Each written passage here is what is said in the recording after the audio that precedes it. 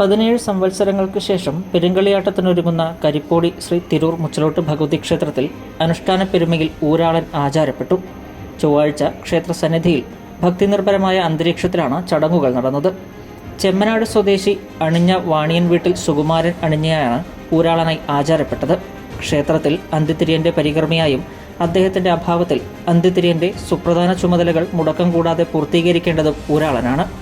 അരങ്ങിലടിയന്തരത്തോടെ പട്ടുടുത്ത് അരമണിയും കാൽച്ചിലമ്പുമണിഞ്ഞ് തിരുവായുധമേന്തിയ പ്രതിപുരുഷന്മാർ പ്രാഥമിക ചടങ്ങുകൾ പൂർത്തിയാക്കിയതോടെയാണ് ആചാരപ്പെടൽ ചടങ്ങ് തുടങ്ങിയത്. പുതുതായി ആചാരമേൽക്കുന്ന സുകുമാരൻ അണിഞ്ഞ കുളിച്ച് ശുഭ്രവസ്ത്രമണിഞ്ഞ് ക്ഷേത്ര തിരുമുറ്റത്തെത്തി.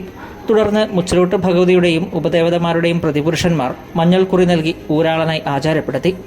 വടക്കൻ കേരളത്തിലെ തന്നെ ഏറ്റവും പഴക്കമേറിയ മുച്ചലോട്ട് കാവുകളിലൊന്നായ കരിപ്പോടി ശ്രീ തിരൂർ മുച്ചലോട്ട് ഭഗവതി ക്ഷേത്രത്തിൽ 1.5 പതിറ്റാണ്ടിൻ്റെ ഇടവേളയ്ക്ക് ശേഷമാണ് പെരുങ്കളിയാട്ട മഹോത്സവം നടക്കുന്നത്.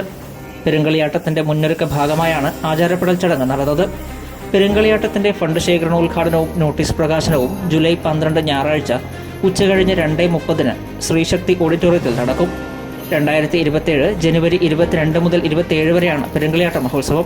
6 ദിനങ്ങളിലായി പെരുങ്കളിയാട്ടം നടക്കുന്ന 4-ലേറെ പ്രതിപുരുഷന്മാരുള്ള അപൂർവ മുച്ചലോടുകൂടിയാണ് കരിപ്പോടി ശ്രീ തിരൂർ മുച്ചലോട്ട് ഭഗവതി ക്ഷേത്രം.